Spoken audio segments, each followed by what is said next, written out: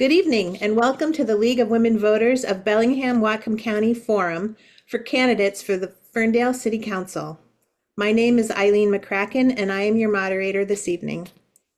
The land we stand on is the traditional, ancestral, and unceded territory of the Lemhi and Nooksack people, the original inhabitants of Washington's northernmost coast and southern British Columbia. Since time immemorial, they've celebrated and cared for their land and waters to perpetuate their way of life. Please join me in gratitude as we take a moment to honor the past, present, and future Lemhi and Nooksack people as the original inhabitants of this land. Founded in 1920, the League of Women Voters is a nonpartisan organization that encourages informed and active participation in government at all levels. The League never endorses a candidate or a party. Our membership is open to both men and women who are 16 years and older, and we invite you all to join us. Membership information is available on our website. The League says that we believe that democracy is not a spectator sport. With that, let's get started. Tonight's forum is for Ferndale City Council candidates. There are 2 seats on the November ballot, each of which has 2 candidates, and I would like to introduce them to you. For position 6, we have Ian Harper and Robert Pinkley. For position 7, we have John Mutchler and Steve Potvin. According to their website, the Ferndale City Council is the legislative and policy-making body of the city government. Council members are responsible for passing laws through ordinances and policies through resolutions, and they approve the annual budget that is initially proposed by the mayor. Council members are elected at large for 4-year overlapping terms. Council members in positions 1 through 4 are paid $858 per month in 2025. Council members in positions 5 through 7 are paid $758 per month in 2025. And then in 2026, all positions are paid the same amount, $881 per month. Check the city website, but the city council generally meets at 5 p.m. on the first and third Mondays of the month. We will follow the following rules for this debate. There will be no opening statements. Instead, the introductory question is tailored to elicit responses which are consistent with opening statements. Candidates will have 1.5 minutes to respond to each question and will make a 1-minute closing statement at the end. The order of questions and closing statements is by seat alphabetically, and then this will be rotated every question so everyone will get a chance to go first. Each candidate has a challenge card. Candidates may use this card to challenge or rebut their opponent's response. After being recognized by the moderator, the challenging candidate will have 30 seconds to state the challenge, and his opponent will then have 30 seconds to respond to the challenge. Each candidate may use their challenge card just once. Our timer tonight is Robin Barker. She will be tracking the time. The timer background will flash to yellow when there are 15 seconds left and then to red when time is out. We ask that the candidates be respectful of the time allotted due to the limited amount of time that we have and our desire to include as many questions as possible. So with the rules covered, let's get started. Timer, Robin, are you ready? Yes. Great. So each question you'll have 1.5 minutes. The first question, what is your vision for downtown Ferndale and what specific steps should the City Council take to support small businesses, walkability, and community gathering spaces? And I'll ask Ian Harper to answer this first. All right. This is something that I love to talk about. I love downtown Ferndale as it is today, and I see a lot of potential. One thing that would benefit, all of us, and especially the businesses in Ferndale, is increasing the density of residents that live down there. When there's more people that live and work in downtown areas, they're a lot more vibrant, lots more consumers around to spend their money and patronize the businesses around there. We've got a great set of parks that line downtown, so we're already primed as far as livability and quality of life that they provide. I think we can do more to kind of enhance our existing facilities, On the Vanderyacht side of the river, there's been kind of a pipe dream about better connections between Vanderyacht and Riverwalk. And if we had something that, really smoothly transitioned the whole way through from, Vanderyacht all the way to the ball fields past Star Park, I mean, that would be amazing. And I would push for certain kinds of improvements like that. We certainly will have opportunity with the road construction that's going to be going on down there in the near future. Thank you. Next, Robert Pinkley. I would say that in the last 4 years, I believe the council has made a concerted effort to improve the livability, the viability of Ferndale as a whole. We've started, I was on the committee for parks and trails. We've been doing a lot of activities down near Pioneer Park. One of the things that I'm really excited about are the new signage that we have, which sort of elucidate and point directions to where things are. And that's one of the things that I've worked on as a council member the last 4 years, is just trying to build some coherence to Ferndale. And I think there's been some great strides. We have a very fast growing city. It's either the fastest growing city or it's right up there in the entire state. And so there's plenty of new people moving in, plenty of demand for parks and small businesses. I also concur with Mr. Harper that we definitely need more housing downtown. We have a few catalyst programs been put on hold.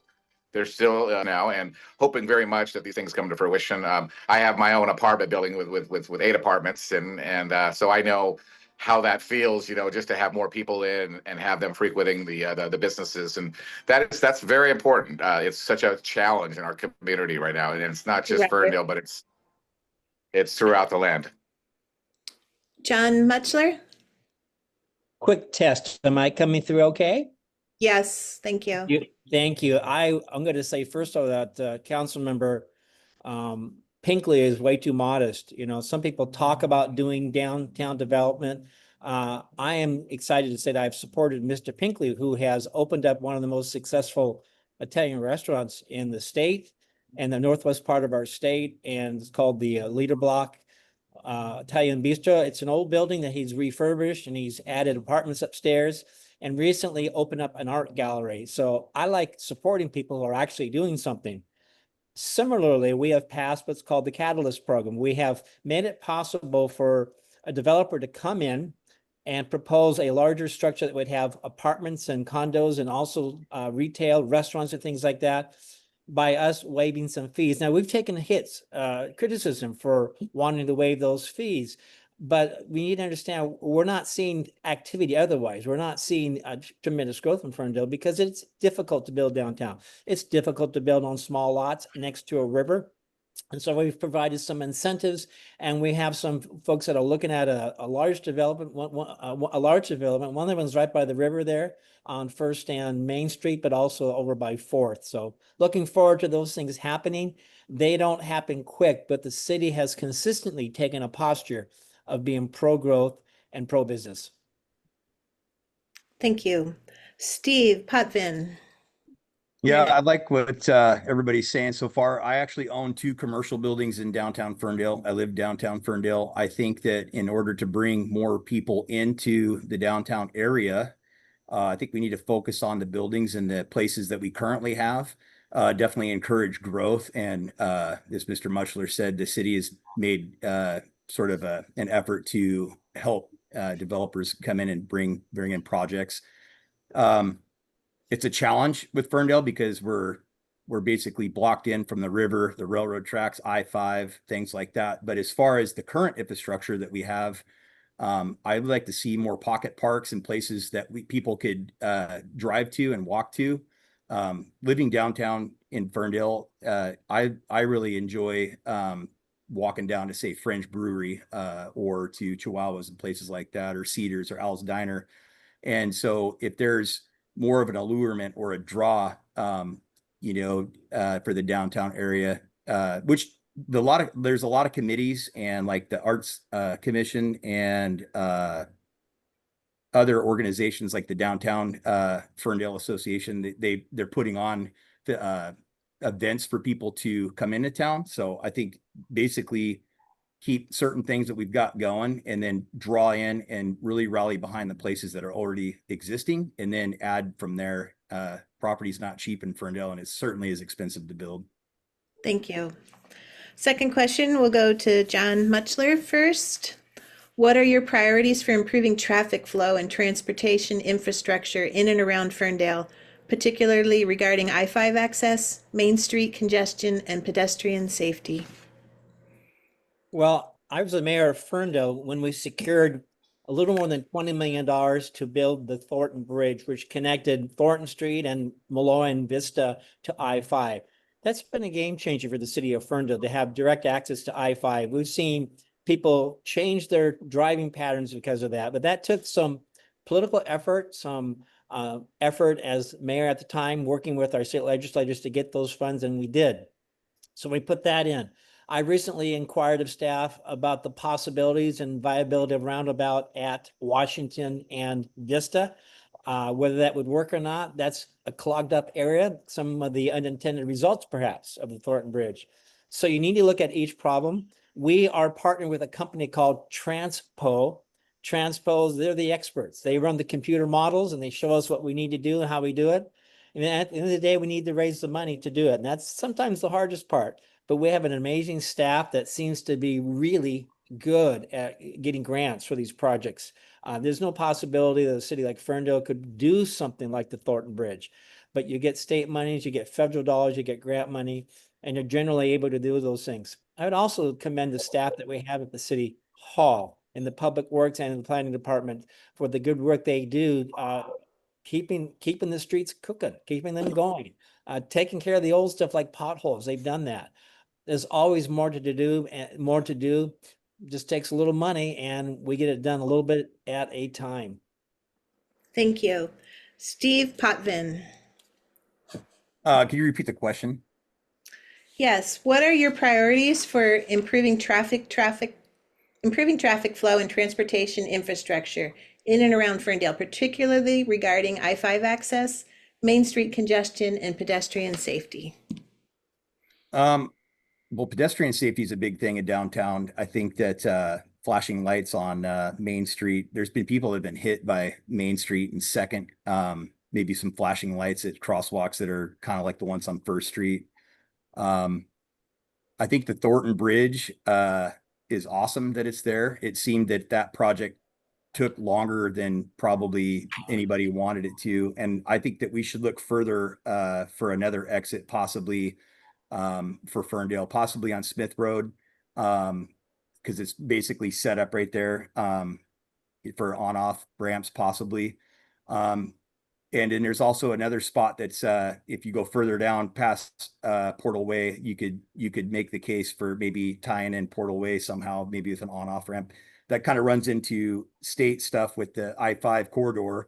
But I think there's been unintended consequences with the off ramp there at Portal Way from Thornton Street Bridge, and it's limited on speed on the travel. And then there's also been a lot of wrecks on I-5, and possibly one way to look at with the on ramps and off ramps is a possible solution on Smith Road.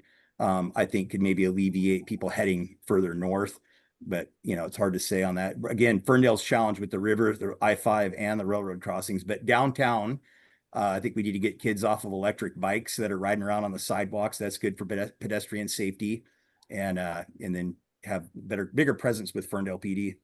Thank you. Ian Harper. As a father raising my family in Ferndale, I've got clear priorities when it comes to traffic. Number one priority is safety.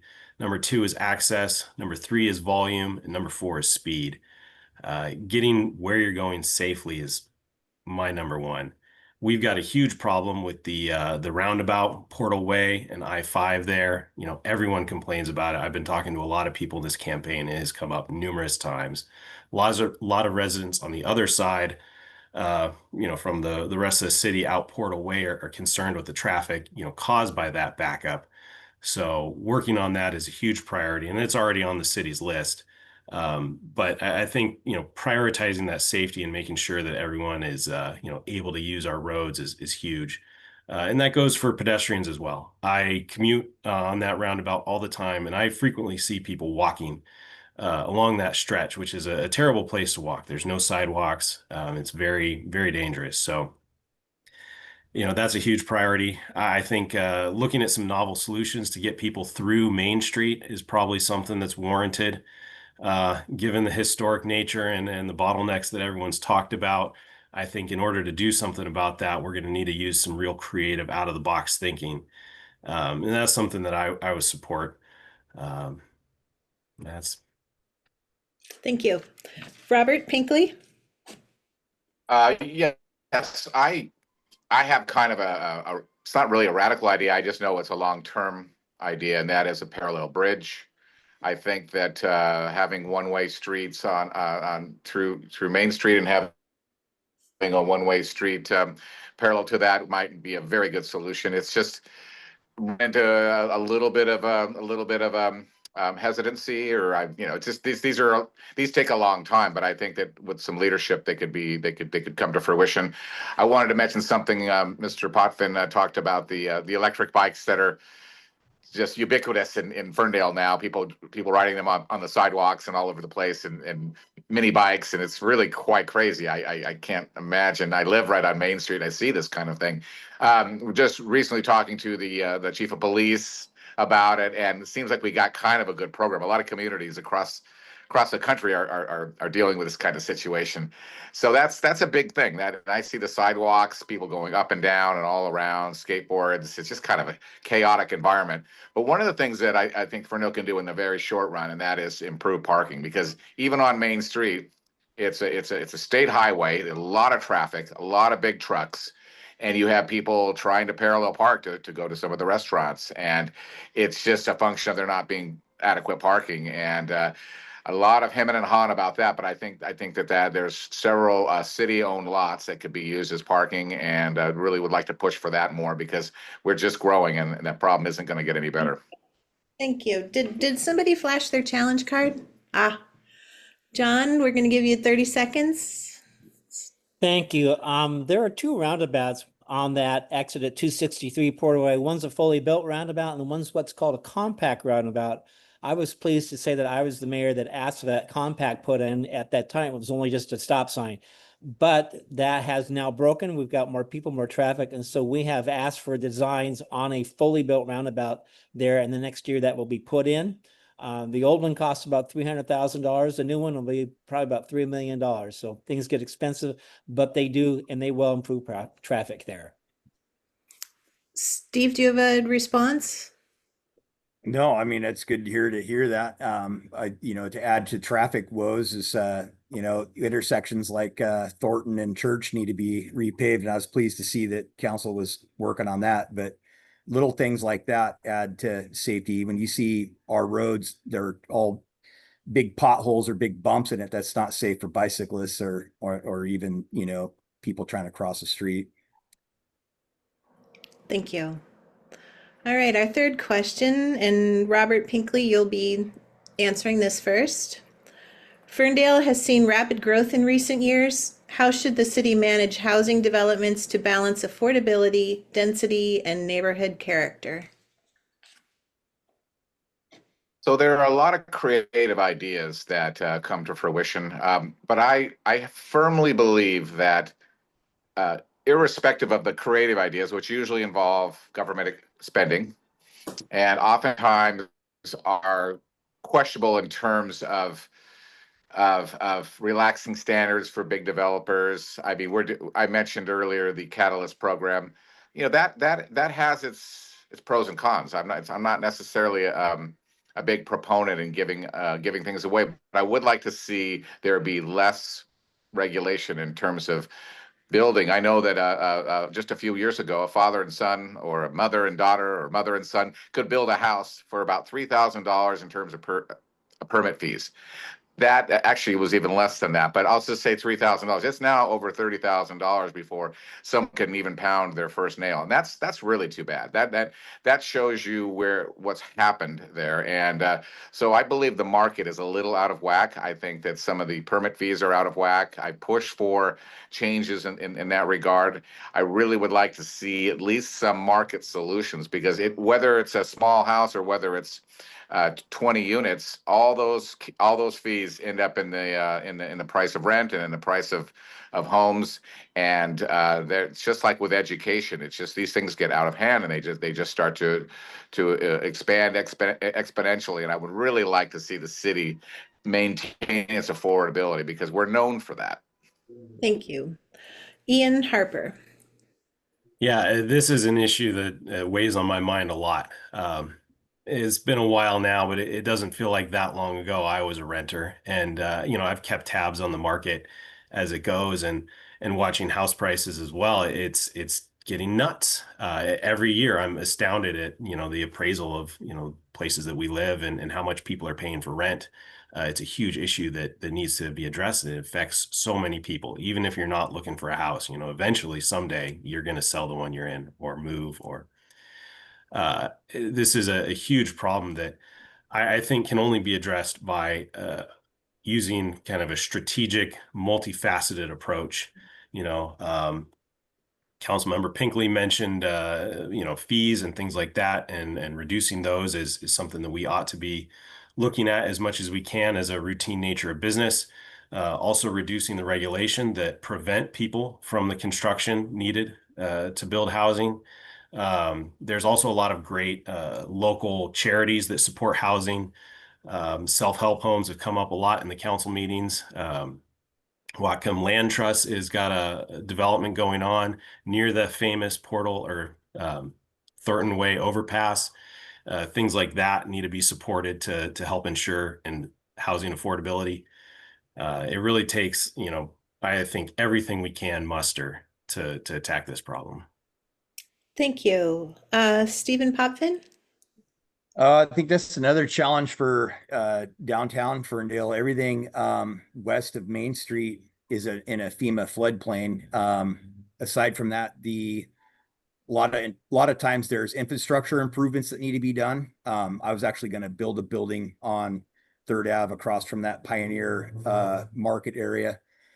And one of the things that came up with that was an infrastructure that was largely outdated and needed to be improved before building could take place as part of that project. And it was very costly. A budget that I had set aside had gone up about $250,000 just in one swift talk with the planning department of the city. I don't know what the city can do as far as FEMA floodplain regulations are, but I think we should go west, keep kind of close to downtown area if we could. There are other homes that are down there that are condos, and there's stuff on the Riverwalk. And I know that there's certain specifications they have to have, like they either have to keep water out or have the ability to flow through. I think those are clever ideas. I think that the city should make the utility upgrades exempt and plan for that in a capital project. And that might increase the developers to actually improve some of the land that's not being currently used. And basically piggybacking off of what Ian just said, it's something that we need to address. Thank you. John Mutchler? Thank you. Already mentioned was the self-help program, the Whatcom Skagit Housing. They're the ones that build homes in groups. I've had about a dozen family members and friends build these homes, and I've been asked to be on the board of Whatcom Skagit Housing, and have been for a number of years, and I've been a volunteer for a couple decades. Whatcom Skagit Housing has built about 800 homes in Whatcom County. 403, we counted, 403 have been built in Ferndale, and they are the largest home builder in Ferndale, building these homes with sweat equity, having these young families, usually first-time home buyers, home builders, have to put in 35 hours a week for a year. So these aren't freebies. They have to work for their equity, and they do. And so it's fun. I can drive through the city of Ferndale and see groups of these self-help homes. And it's not just these 400 families. They eventually move to another home or move to another job. So these become a larger part of our affordable housing stock. That's just one of the things that we have going. And I encourage people to look up that program, Whatcom Skagit Housing. There's also the Colshan Land Trust, and they purchased some land by the interstate near Thornton.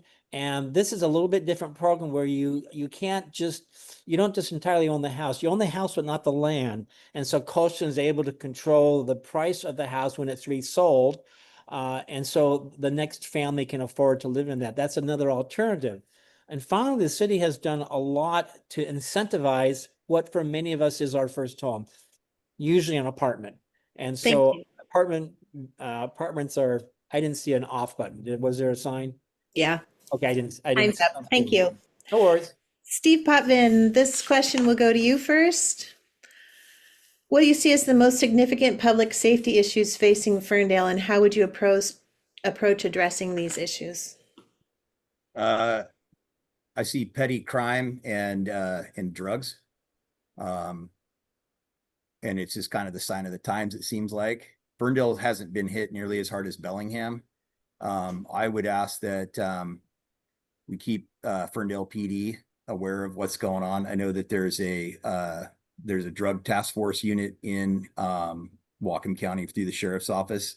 I know that the local law enforcement and the sheriff's office obviously work together, and the drug situation is kind of key where people are, especially downtown. I see it all the time. Stuff comes up missing. And I'm not talking just vandalism. I'm talking like pure theft, and there's places where things come up missing, and just weird oddball things that you'll see. For example, I saw a guy, I think it was about 4:30 in the morning the other morning, walking down the road with a vacuum cleaner. I mean, I don't know how many people are walking down the road with a vacuum cleaner, but it was a little bit odd to see that.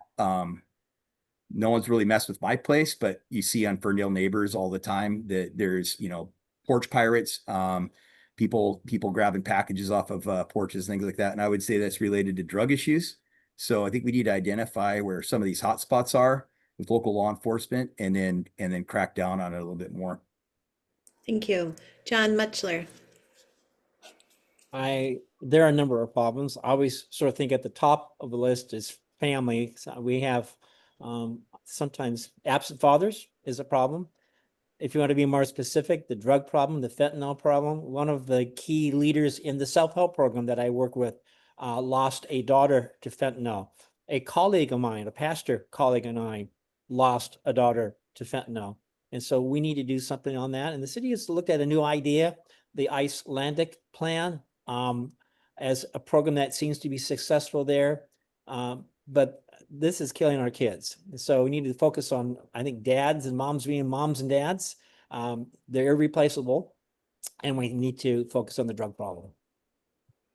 Thank you. Let's hear from the position 6 candidates. Robert Pinkley. Yes, I could reiterate what the two previous responses were in regards to drugs and theft, and it's such a protracted problem, and it continues to be that. The fentanyl issue is just so tragic, but I think Ferndale has done a better job of this. When I first took office, it came right at the end of COVID, essentially, and then right after the BLM, George Floyd riots that took place in Seattle and up and down the coast and throughout the country. Tragic situation. A lot of police departments were in tough conditions. A lot of police officers in Seattle left. And Ferndale really, it was very impressive to me, the police department, how they adapted to that situation, brought in a lot of very talented police officers that wanted to come to a smaller city where they were respected. And the entire council of all stripes came together, and we really supported the police chief, and we supported the entire effort. And really, it made a remarkable difference, because there are problems in Ferndale, but I don't think they are quite as bad as they are in other cities, because the police is pretty diligent. And they choose to do the little things. They choose to, find out what's happening with people and why they're on the streets. They don't just haul them away. I've really been impressed, and so I think something that we need to keep doing with vigilance, because this problem, Thank it doesn't go away, and also it's also linked with the housing crisis as well. And so there's a lot of things there. Ian, you're next, Mr. Harper. Yeah, I think supporting our police officers is something that we have to do, day in and day out. It's their job, right? And part of that support needs to be giving them tools, outside of their normal abilities to, help with public safety. I've been really pleased to see cities everywhere kind of developing programs that pair like social workers or psychologists, I suppose, with police officers to aid them in their jobs. They are the first line of the first person that anyone calls for a lot of different things, and it doesn't need police presence all the time. And I know that they don't want to be responding to those calls every time anyway. So I think supporting them by broadening the scope of their department or having a partner organization that can respond to some calls and do some de-escalation is a big help. I also think that mental health is really the root of a lot of these issues that we're seeing. Fentanyl addiction is not criminal. It is, primarily a mental issue, and people need help for that. Given the size of our city and budget constraints and things like that, I don't expect Ferndale to take it on alone. We would need to find a partner organization in the community that could help and grow this response. Thank you. And Ian Harper, this next question will come to you first. With increasing population and development, how will you ensure that Ferndale's water, sewer, and stormwater infrastructure can keep up sustainably? Yeah, this is the number 2 topic that I hear from people on the campaign trail: water. I haven't done the deep dive on the dollars and cents of how much our water costs. I just know that it is very expensive, and a lot of people notice that. I think that it is our number 1 job on the city council to be responsible stewards of the city's resources, and that includes the infrastructure. Beyond just trying to lower the cost of things, we also need to make sure that we're not burdening our future generations with outsized costs because we didn't plan ahead. It's a huge priority for me not to pass on problems or pass the buck onto my kids. So we need to be thinking about where our city is going, planning for that growth, and making sure that we have, adequate and reasonable expansion with our current infrastructure to meet those needs. Thank you. Robert Pinkley, you're next. The water issue was an issue before I started council, and it's still an issue. It doesn't taste as good as it should, which just adds insult to injury. I've been told that the taste is that it's very healthy water, but it's expensive. The sewer treatment plant is just 5 or 6 years old. It was $28 million. A lot of infrastructure in Ferndale was pretty decrepit, and a lot of it is being redone. The sewage, the sewer treatment center, you just can't get around how expensive that is. It was done pretty well. I think a lot of these costs are going to sort of curtail with new development because they pay for the sewer, they pay for the water.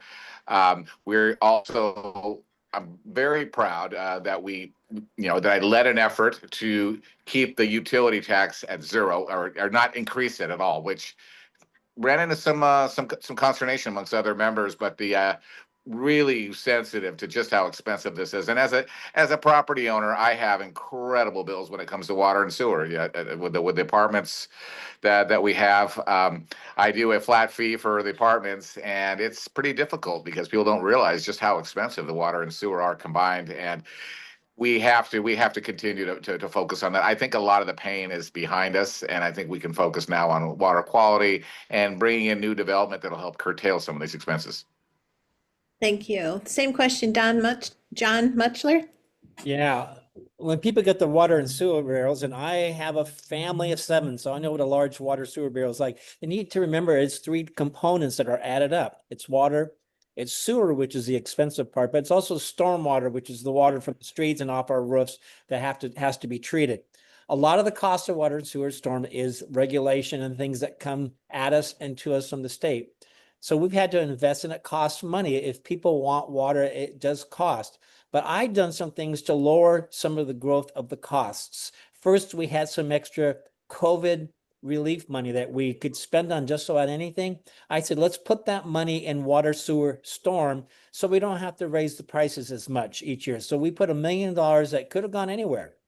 We put it in water, sewer, and storm at the objection of some of our staff members. But what that did, it infused that those enterprises with more money. We also tax water, sewer, storm. If you look on the front of your bill, you'll see on the very front page, something I asked the city to put there is the fact that we have a sales tax on our water, sewer, storm. It was 9%.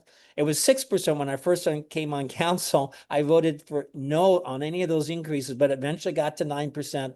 We've actually gone backwards. It's now 8%. And I think we can continue to lower the price of water, sewer, storms by lowering that utility tax. Thank you. Steve Poppin? Yeah, this is kind of a tricky question, but I actually am a certified water operator, and my background is in underground utilities. That's what I do for a living. That sewer treatment plant, there's probably a lot of fees that are on the current water bills that are paying that back or paying part of that. I imagine there was grants and other things that happened with that, but Ferndale's utilities are more than likely when you consume water, you also pay a sewer rate on that. So water conservation is super key for individual homes where the water bills may be getting a little out of reach. While I can't make promises on prices and things like that, when I get on city council, infrastructure is going to be one of my main focuses. Throughout the entire city, they have an extensive amount of AC water mains that need to be replaced. A lot of them were on the docket to be replaced a long time ago.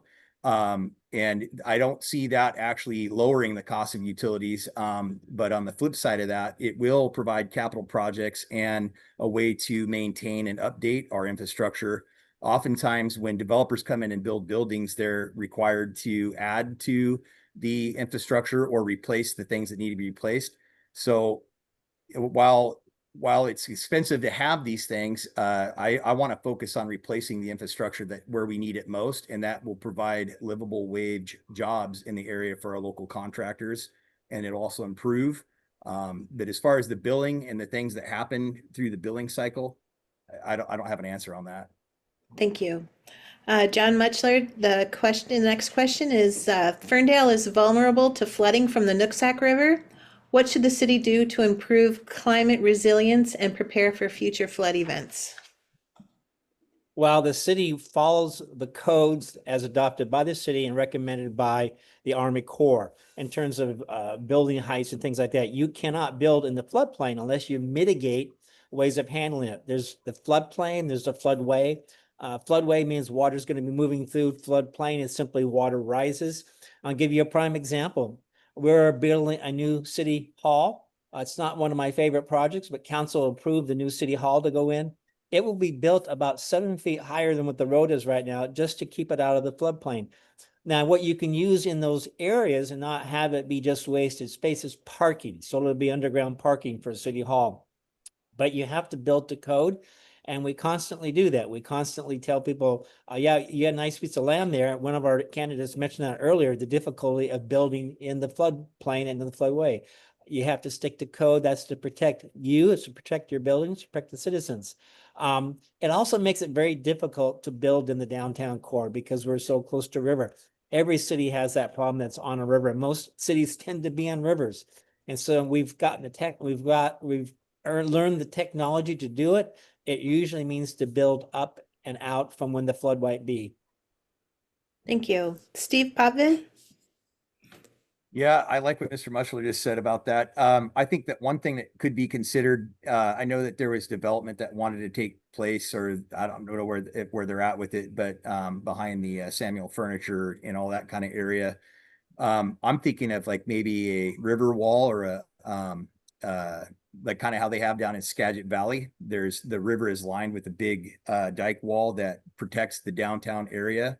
They put in, I think they call them sea walls, like downtown Mount Vernon. They've got concrete walls that have things that you could prepare for storm that would aid public workers to, put in these barricades, so to speak, along the river, which ultimately would probably only divert most of it.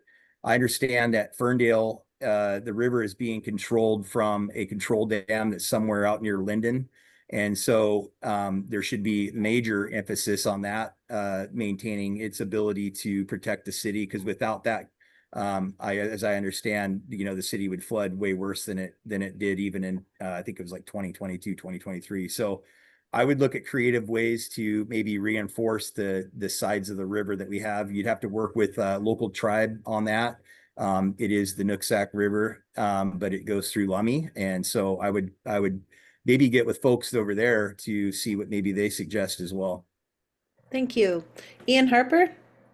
Yeah, beyond what everyone has mentioned, walls and infrastructure and, building to code, I think disaster preparedness is something that we should really focus on. The city has organization that is partnered with the police department called CERT. Sorry, I don't know what the acronym is, but they're basically ham radio operators that can assist in a disaster situation with communication and planning and logistics. And those sorts of activities are hugely important in a national disaster. It could be floods, it could be fires, it could be something else, chemical accidents. I work at Bellingham Cold Storage, and our engineering department there, their refrigeration engineers, they deal with ammonia. They've partnered with local fire departments and the refineries, and they do drills there. I think at least once a year, drills and trainings.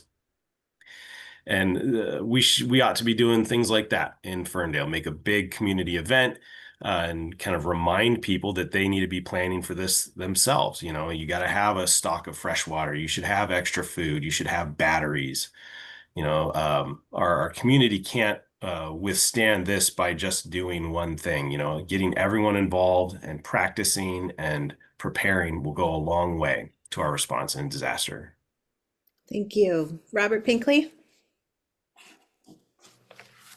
Climate change is real. It's a real phenomenon. We have different weather patterns.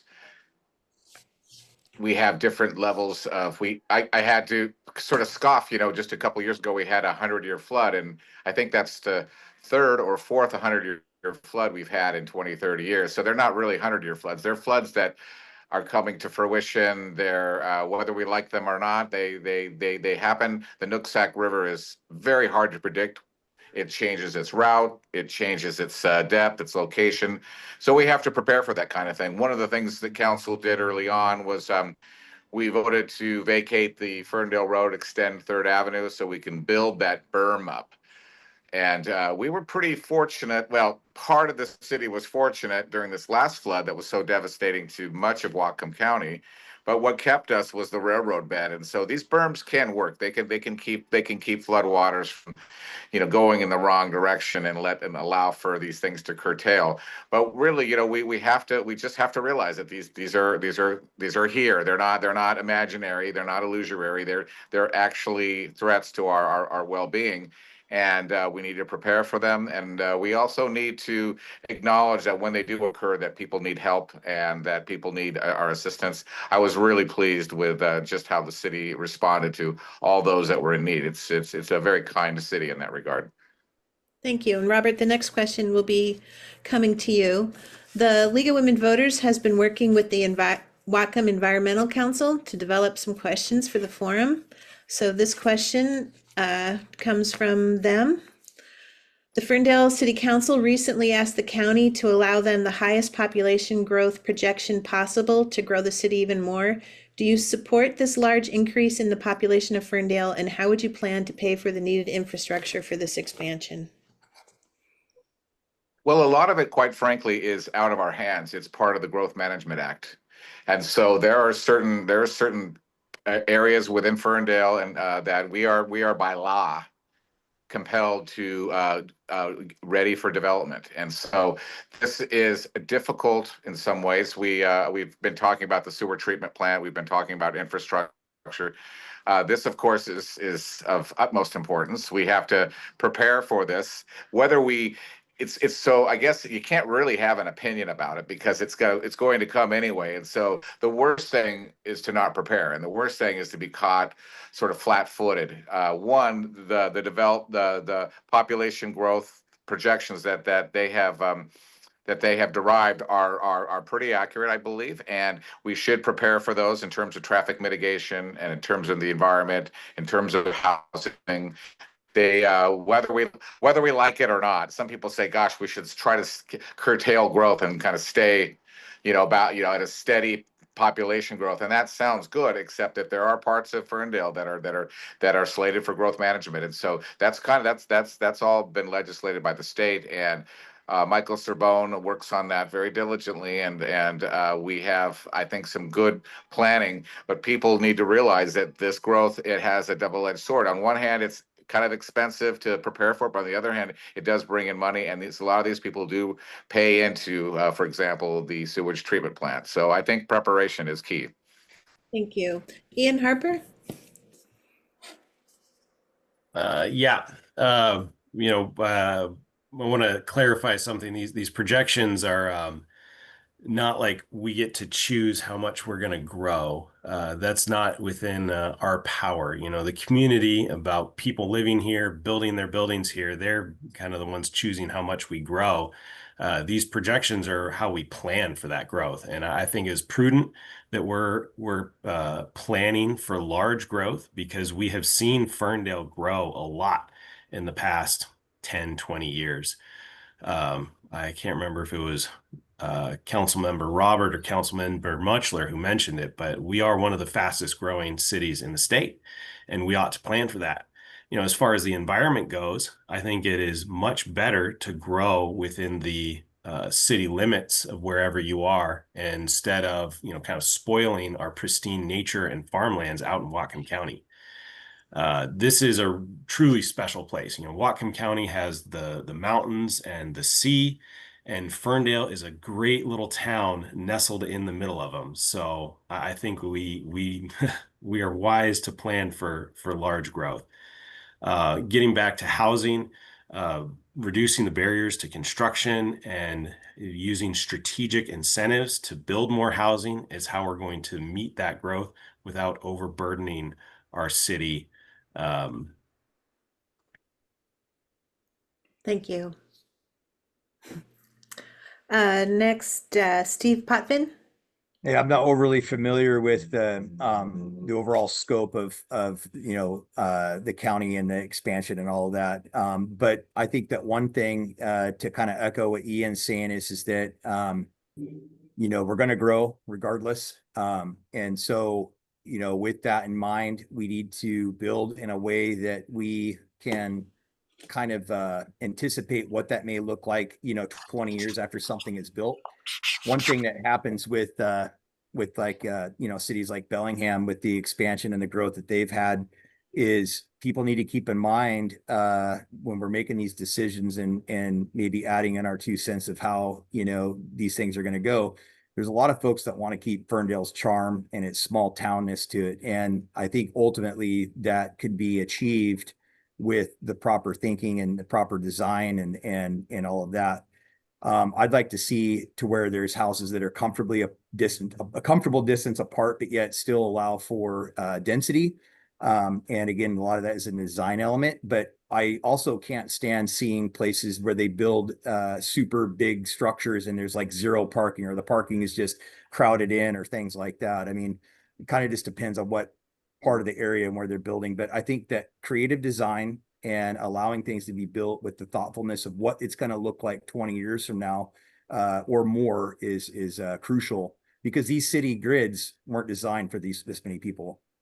Thank you. John Muchler? When I moved to Ferndale, you could buy a building lot for $10,000. That doesn't exist anymore. And the odd thing about that was, at the time, lots for cities were 10, 12, 14, 15,000 feet. because that's what the code required. The code required spacious lots for reasons I still don't know why. By 8 years ago, we realized that's really putting a burden on the city as it expands, and and you have to manage the utilities to those ever expanding houses and lots. So I kind of went the other direction, said, we will permit smaller lots. And so now you see lots around 4,000, 5,000 feet if people want them. That has decreased our sprawl and our growth. So much so that in the last 15 years since I've been in government, we have only had 2 annexations to the cities. That's when a city adds land that's in our urban growth area. I think that says a lot. I think we've been really good at our projections. 2 significant land additions to the city in the last a couple decades. I also think that it shows that the city has planned well. Our growth projections have been really good over the last few decades. We predict where we're going to go, and we're usually pretty doggone close.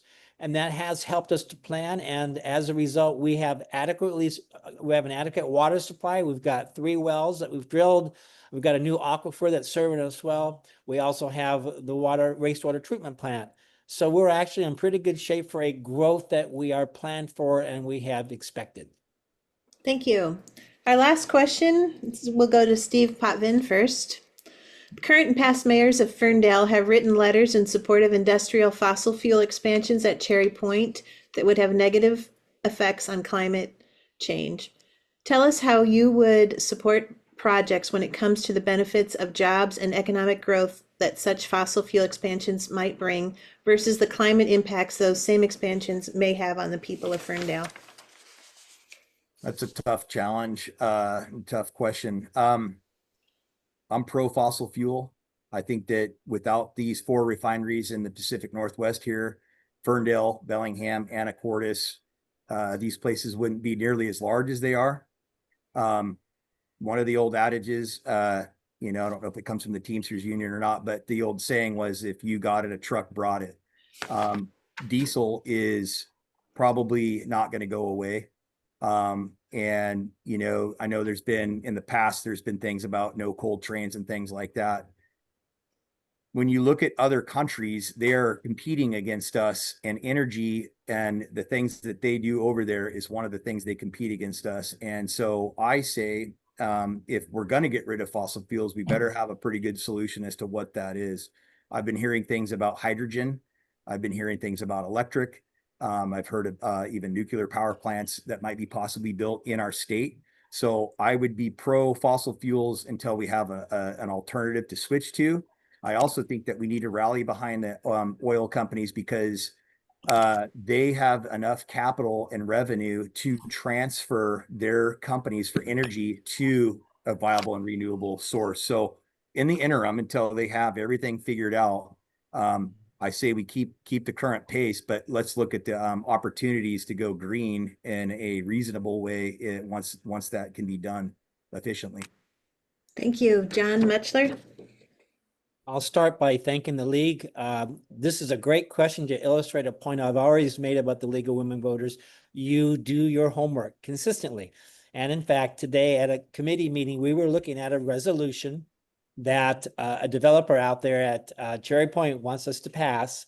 And we probably, as a council, will pass it, that would support growth and industry out there at Cherry Point. This has created amazing jobs for people. And until we figure out how to completely get off fossil fuels, we need to support those industries. And I suspect that the city will and has in the past. The city wouldn't be here, as Mr. Potvin said, probably would not be here if it wasn't for fossil fuels. So yes, we got to burn cleanly, we got to burn efficiently, but it's hard for me to imagine them disappearing. So in the meantime, let's support them and support clean jobs out there. Thank you. Robert Pinkley? I think that it's imperative that our big oil companies, I won't name them, but they're there, don't have an undue influence on local government. A lot of what they do is state and national government that they're dealing with, but I think Ferndale has done a pretty good job of keeping their hand tied and making sure that look, you do not get in the way of other alternative forms of energy. Do not try to stifle debate. Do not try to bully us over with naming parks, and things like that. It's great, if you want to donate to parks and some of these other things, but do not get in the way of alternative fuels. And that has happened in Louisiana. It's happened all over the country. And so, just like any other company that comes in, they come in and we understand demands, and there are a lot of jobs involved. So we don't want to be bullied by big companies, because there's a lot of other technologies that are very relevant and very credible. Thank you, Robert. You're kind of breaking up, but I think we got the gist of it. Ian Harper, you're next. Yeah, this is a question with a lot of nuance. The refineries are a huge supporter for our economy. The people who live here work, they commute out through there. There is so many kind of related industries that and businesses that have sprung up because of these businesses. I think that trying to curtail them would have a huge negative impact to our economy. On the flip side, climate change is one of the biggest problems our world faces, right? A few questions ago, we were talking about flooding, which is, going to increase because of climate change. There's other issues, wildfire, the smoke season getting larger, so it's imperative, I think, for us to do all that we can to transition off from these fossil fuels. I believe it was the BP plant, a few years ago, was making plans and lots of great announcements for biofuel expansion that they were planning out there. If I recall correctly, it didn't go through. I don't know why. I'm disappointed. You know, doing anything we can to get off carbon and onto renewables, especially solar and wind, is the future for our economy. And really, if Ferndale wants to support climate change in the small way that we can, doing small projects to support renewables is something that we should be looking at. Thank you. Closing arguments, we'll hear from Steve Potvin first. 1 minute, please. Closing arguments, what do you want me to argue about? Closing statement, sorry. Well, a closing statement, I would say that it seems like we all kind of see eye to eye, and this voting season's had its challenges. But in the end, I think that the people of Ferndale, they know who they want to vote for, and they know the issues at heart. I am open to hearing from each and every person if I'm elected, and I look forward to expanding my options and way of thinking in terms of just getting everybody's view and doing what I can to support the people and to be a voice for people in that council room. Thank you. John Mutchler? Thank you. Part of it is experience and things that have been accomplished in the past, and I like saving the citizens money. I led the effort to lower the utility tax. City of Ferndale has not raised property taxes in 3 years, and I think most council members would say that I provided the leadership there. The last example is we recently decided to build a new City Hall campus.